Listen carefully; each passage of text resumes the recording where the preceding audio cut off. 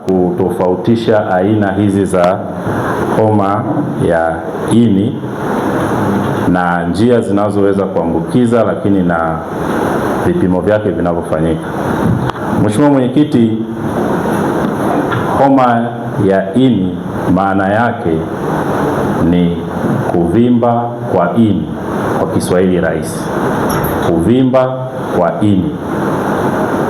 Na homa ya ini inaweza kusababishwa na virusi, inaweza kusababishwa na unywaji wa pombe, inaweza kusababishwa na baadhi ya dawa, inaweza kusababishwa na sumu.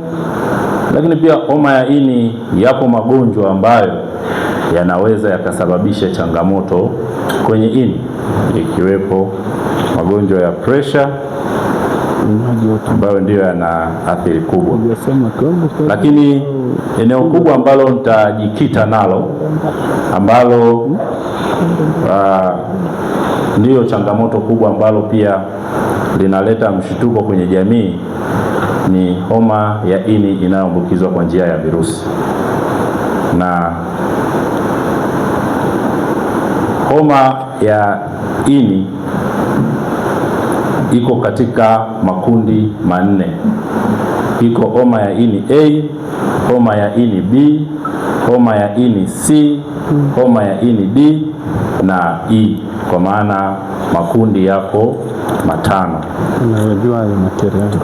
Kwa kuanza kuichambua moja moja, homa ya ini huenea hasa kupitia chakula. Hii ni homa ya ini A.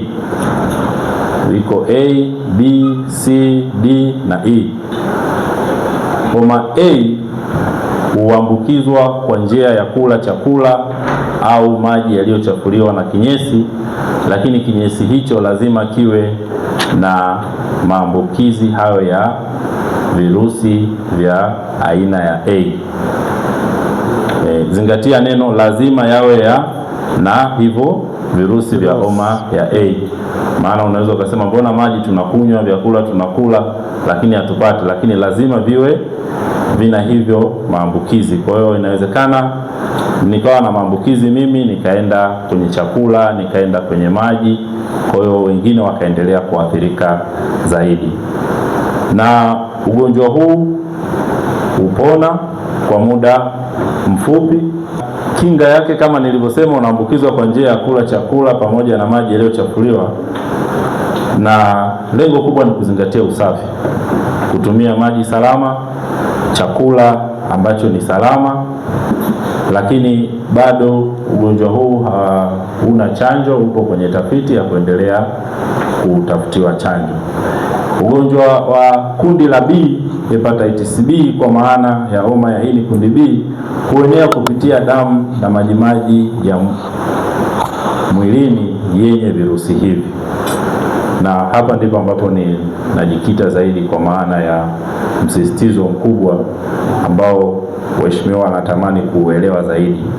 Hii ndiyo homa ya ini B, ndio homa hatari ambayo sasa ndio ambayo tunahangaika nayo, kwa maana ya kuwepo kwenye jamii, na inaweza kuambukizwa kutoka kwa mama kwenda kwa mtoto wakati wa kujifungua. Kiufupi, inafanana na maambukizi ya virusi vya ukimwi, jinsi ambavyo vinaweza kumpata mgonjwa.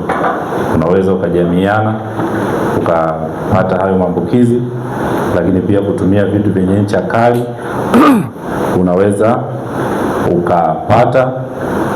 Na hiyo sasa kutoka kwa mama kwenda kwa mtoto, wakati wa kumhudumia mama anaweza akapata maambukizi pia na mtoto.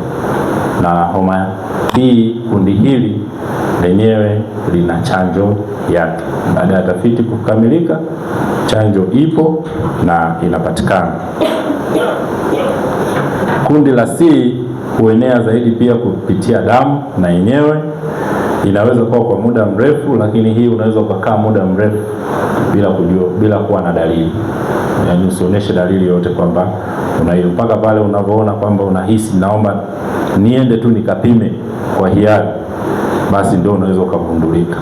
na homa hii ya C haina chanjo kwa sasa. Kwa hiyo ukipata ni tunasema tunatibu tu zile dalili ambazo unazionyesha. Na homa D pamoja na hii inatokea kama B inavyotokea, lakini hii haiwezi kuendelea bila kuwa umepata B. Yaani D na E wanamtegemea D ili kuweza kupata ugonjwa au kuendelea zaidi. Na mara nyingi hepatitis E inapona, lakini inaweza kuwa hatari kwa wajawazito.